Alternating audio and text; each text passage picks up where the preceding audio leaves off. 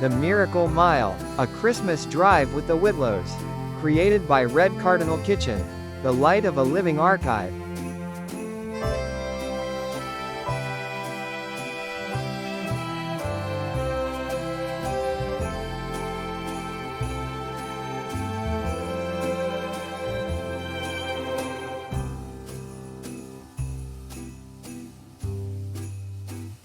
Every family has a road they travel that becomes more than pavement and paint.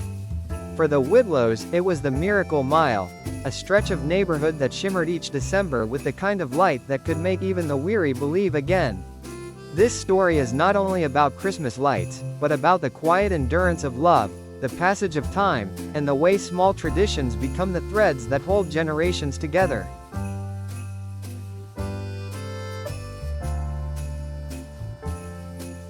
The Miracle Mile began as a simple drive one winter evening, a young couple's attempt to make magic out of modest means.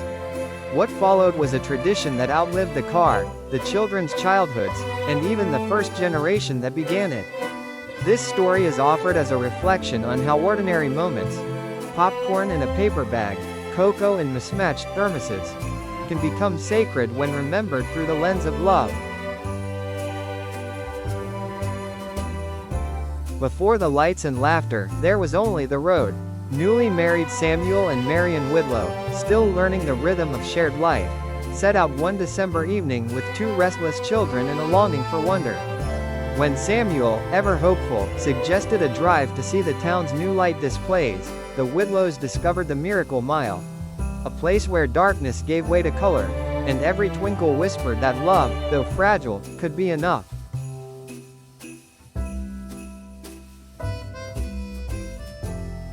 The first time they drove the Miracle Mile, the Whitlows were still young enough to believe that money would eventually catch up with love, and that station wagons could last forever if you spoke kindly to them. And it was Samuel's idea to pile the children into the back with a paper bag of popcorn and two mismatched thermoses of cocoa, while Marion tucked scarves tighter and checked fingers for gloves before the doors finally thunked shut.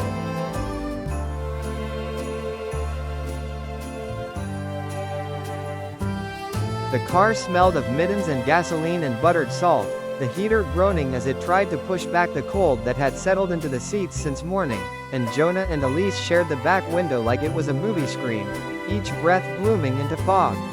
The radio crackled, found a station, and there was Bing Crosby, sliding into White Christmas as if he'd been waiting all year on that one frequency just for them. They turned the corner into the neighborhood, and suddenly the dark was not dark anymore, but stitched with lights along every roof and fence and tree, and Elisa's small hand smacked the glass as she whispered, "Look Mama, the stars came down." Marion did look, and for a long moment she didn't answer, because a mother knows when a child has said something truer than they know.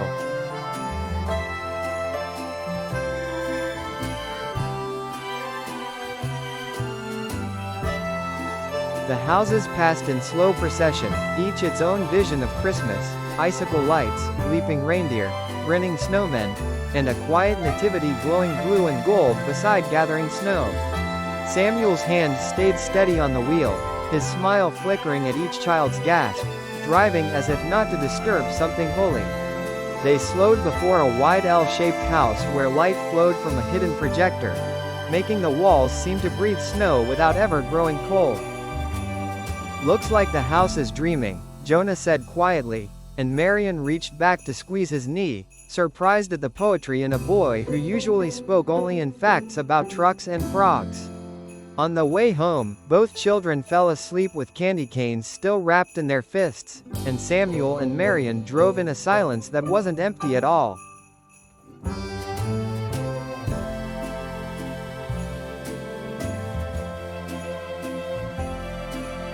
Years passed in school pictures, birthday cakes, and forgotten lunches. Before anyone noticed they were grown, Jonah drove his dented minivan with Rowan and Lily in back, while Elise and her husband Daniel followed in a crumb-filled sedan. The old station wagon was gone, but the route of lights endured, expanding each year as technology and ambition met along the picket fences.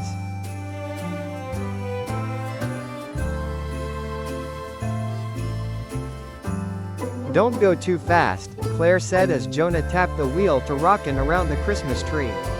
He grinned. "We have all night," though everyone knew bedtime was its own curfew. Rowan pressed her mitten to the window like Elise once had, her face haloed in red and green reflections. Behind them, Matthew and Grace argued over which house was winning while their parents laughed and kept playful score.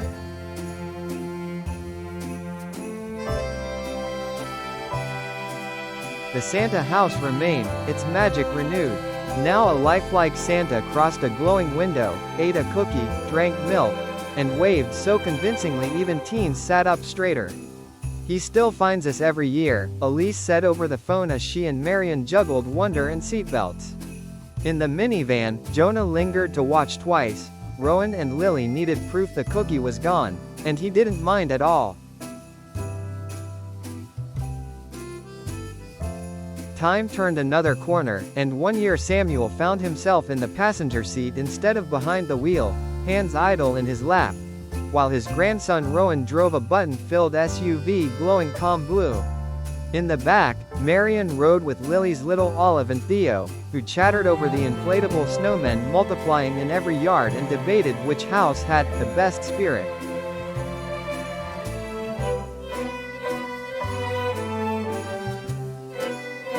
There were more cars than ever, sleek trucks, silent electrics, even a futuristic pickup, yet all moved together in the same slow river of taillights. "I remember when it was just us," Samuel said, and Rowan, eyes on the road, smiled.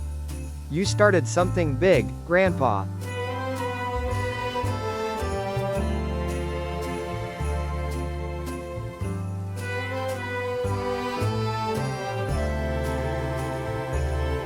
Passing the L-shaped house with its falling lights, Samuel's throat tightened. It was like seeing an old photograph stir. Years later, the Miracle Mile was a pilgrimage of lights and laughter. Olive, Matthew, and Grace drove their families through, while Samuel and Marion, white-haired, rode side by side like bookends of a lifetime.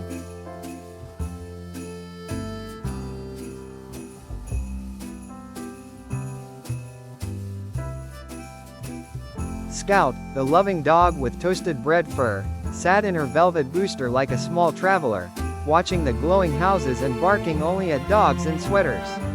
They still packed popcorn, old habits linger, and carried 2 lidded cups, an energy drink for the driver and a caramel macchiato for Marion, topped with whipped cream and caramel drizzle.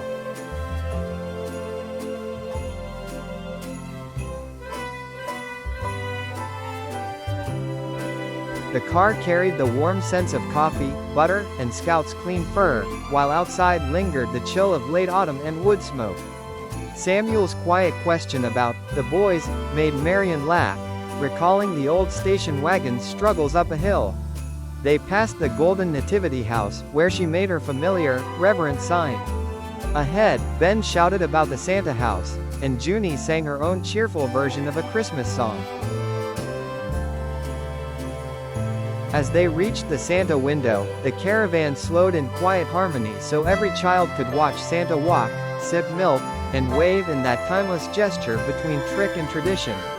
Olive lowered her window to hear her children's delighted gasps, while up ahead Matthew paused on the snowy shoulder, knowing some moments deserve more than a passing look.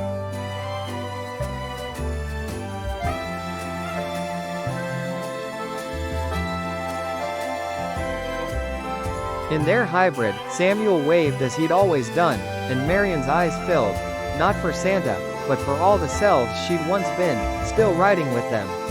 Scout gave a soft purr and curled closer. "Still gets me," Samuel said. "Good," Marion smiled. "It means we're not finished yet." They laughed together, surrounded by the quiet glow of enduring joy.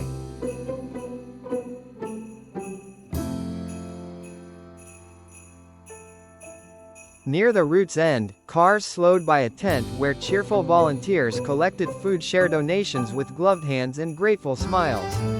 Nearly everyone gave, because after so much beauty, giving felt like the only fitting reply. Olive's children proudly offered their sack of canned goods, and in the hybrid, Samuel handed Marion their cinnamon-scented envelope of bills prepared beside a cooling loaf of pumpkin bread. Candy canes passed inward like tiny red and white torches, a reminder that sweetness is meant to be shared. As the cars moved on, good nights faded, decorations thinned, and the houses became simple homes again. The return drive was hushed, full rather than empty, as if everyone had feasted on light and song.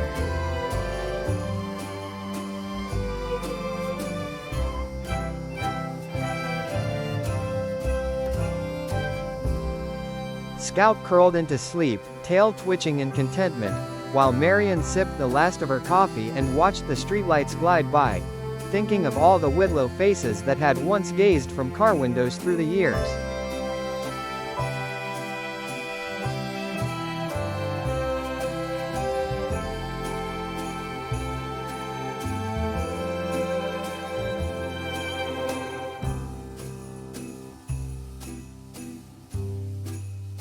"Do you think they'll keep coming when we're gone?" Samuel asked, not sadly, simply as a man who had begun to understand the shape of time. "I think," she answered, "they won't know how not to," and that felt like blessing enough.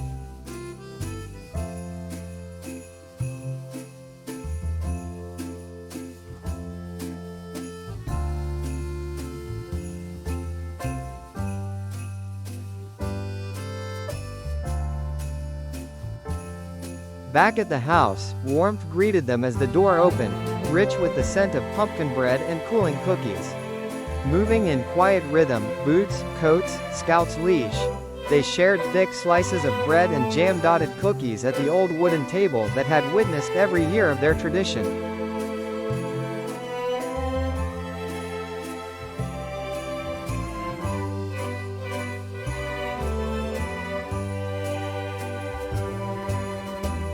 When they left, several cars still glided along the Miracle Mile, families pointing, children gasping, framed in glowing windows. Over the crumbs, Samuel and Marion shared a wordless smile that said, "We made something that endured." When the lights went out, the shimmer of icicles and halos seemed to follow them softly down the hall.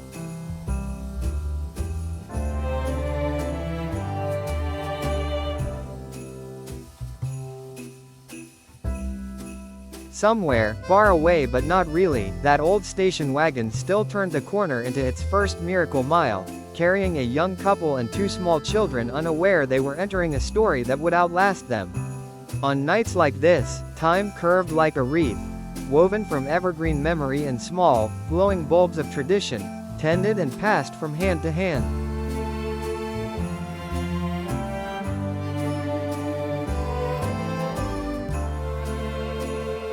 If anyone had looked down from above the town, they might have seen more than headlights. They would have seen generations, weaving through the streets like threads in a Christmas quilt. In one quiet house at the end of a quiet street, a small dog sighed in her sleep while an old couple dreamed of light, content not to know where memory ended and hope began.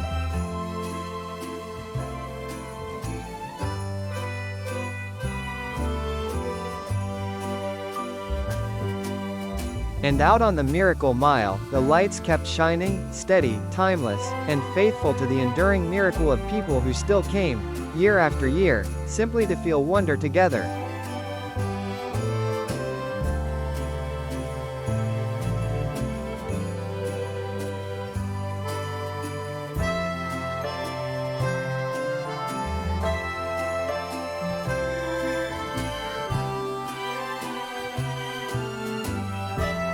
Traditions are the quiet architecture of memory. The Whitlows Miracle Mile was never about the lights themselves, but about the act of returning, year after year, to something that reminded them who they were. The road changed, the cars changed, the faces in the backseat changed, but the wonder remained. And perhaps that is the true miracle. That love, once kindled, can keep glowing long after the first spark fades. As the final car turns homeward and the last song fades from the radio, the Miracle Mile rests again in darkness, waiting for another December. Somewhere, a child will press a mittened hand to the glass and whisper, "The stars came down." And somewhere, a mother will look, and believe.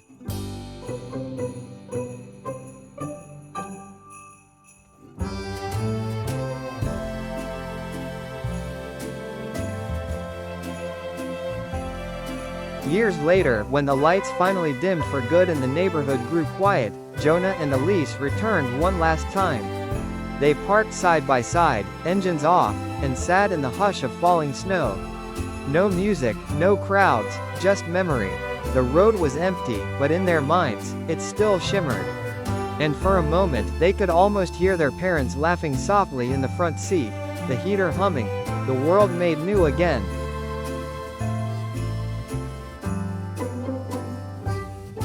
May every family, however scattered, discover again the warmth of shared wonder. And may the roads once traveled in love never truly end, but circle back in memory, bright as the first snowfall under 1,000 tiny stars.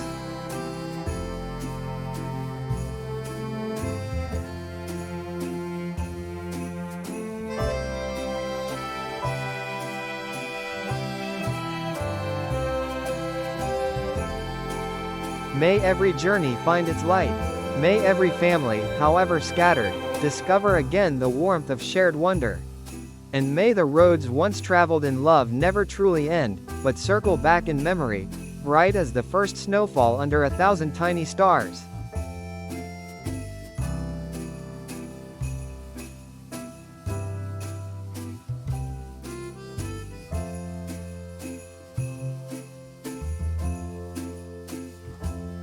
Gratitude to all who keep traditions alive, who drive the same roads each year not out of habit, but out of love. To families who find beauty in the ordinary, and to readers who carry these stories forward, thank you for keeping the lights on.